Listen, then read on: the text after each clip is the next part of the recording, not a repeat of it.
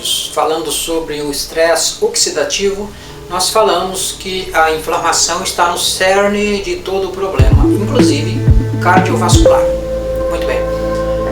Hoje nós vamos falar de dois tipos de inflamações. Primeira, a inflamação que todo mundo conhece, aquela que quando você bate o dedo aí numa quina, tal, ou bate o joelho, a perna, enfim, que fica vermelho imediatamente e logo começa a inchar.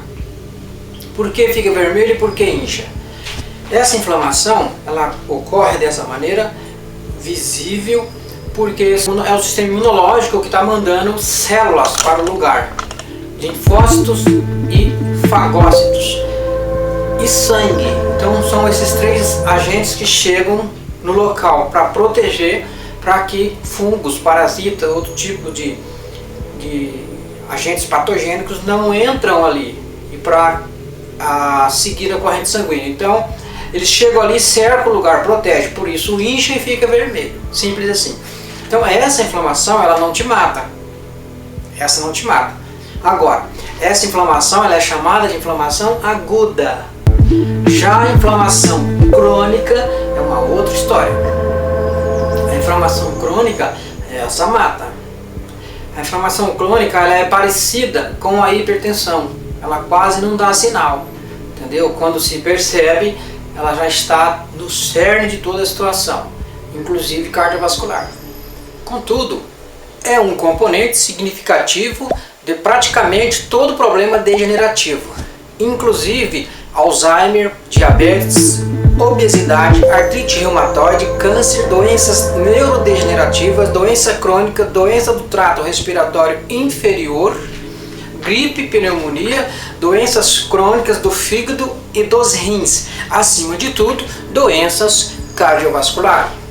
Quando uma inflamação existe, mas passa despercebida no sistema cardiovascular, é comum que implique num grande problema para o coração.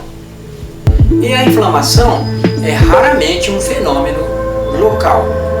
Por exemplo, as mulheres que sofrem de artrite reumatoide nas mãos, na junta, que forma aquele caroço assim que levanta e dói pra caramba, é acumulativo ali, né? Essa doença, ela é de grande potencial inflamatório, que afeta basicamente as articulações e que terminam por ter um risco duplo de infarto, quando comparado com as mulheres que não têm esse problema, porque os micróbios que causam problemas em determinada parte do corpo, eles podem migrarem para outra determinada parte do corpo e automaticamente, nesse novo local, provocar um dano inflamatório.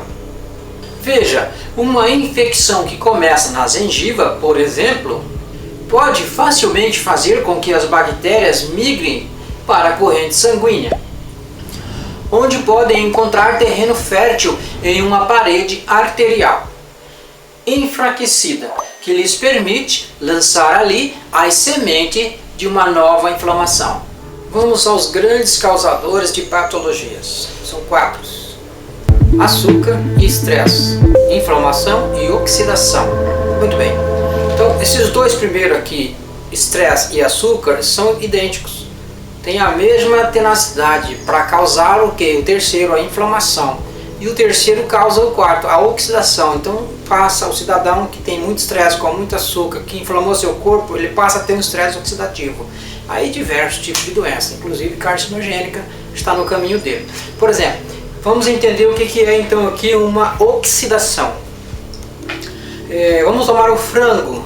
Você está lá na sua cozinha, sua esposa lá, ou seu cônjuge de repente, está lá fazendo um frango. Ok, está assando aquele frango lá. Para mim dourar aquele frango, eu preciso pôr mais açúcar. Eu quero ele mais caramelizado. Então eu vou fazer o que? Eu vou pegar um pincel e vou encher de açúcar. Quando ele vai assar, ele vai então caramelizar. Aquilo dentro do nosso corpo é exatamente o que ocorre, entendeu? Ele dá uma oxidação, ou seja, ele envelhece, ele dá uma queima. Então no processo dessa queima, cientificamente, chama glicagem. Então o corpo está glicando mais, entendeu? Ao invés de metilar.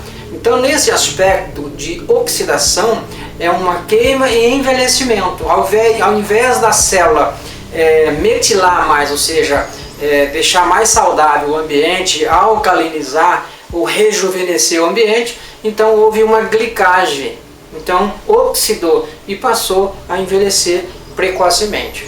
Infelizmente é causado por você através do excesso de uso de açúcar, através do excesso do estresse que você passa durante o dia, você inflama o seu corpo e automaticamente você enferruja-o. Simples assim. Agora veja, só existe 3 formas de ficarmos doentes. Primeiro, com o que eu como. Segundo, com o que eu penso. Terceiro, se eu tiver contato com fungo, vírus, parasita, bactéria, além da minha defesa imunológica. Bom, esse terceiro aqui não estou tendo, porque tudo que já existe, meu corpo trabalha muito bem com isso. Então sobrou 2. Simples agora, né? Só 2. Ficou fácil de lidar com o que eu como e com o que eu penso. Então se eu selecionar o que eu como, opa, vou ter mais problema. Se eu selecionar os meus pensamentos, opa, não vou ter mais efeitos colaterais de forma psicossomática. Pronto, resolveu, minha saúde está ok. Como foi dito há 5.000 anos atrás, 2 linhas. Vamos resolver essas 2 linhas. Primeira, com a alimentação errada, um médico é inútil. Por quê? Ele dá remédio, mas você come errado. Dá remédio, come errado, vai ficar doente. E com excesso de medicamento, vai ficar doente por 2 vezes. Bom, segunda linha. Com a alimentação correta, o médico é desnecessário. Olha como é simples. 5.000 anos atrás foi dito isso, medicina ayurvédica. Siga esse preceito que você passará de ano com a sua saúde. Namastê.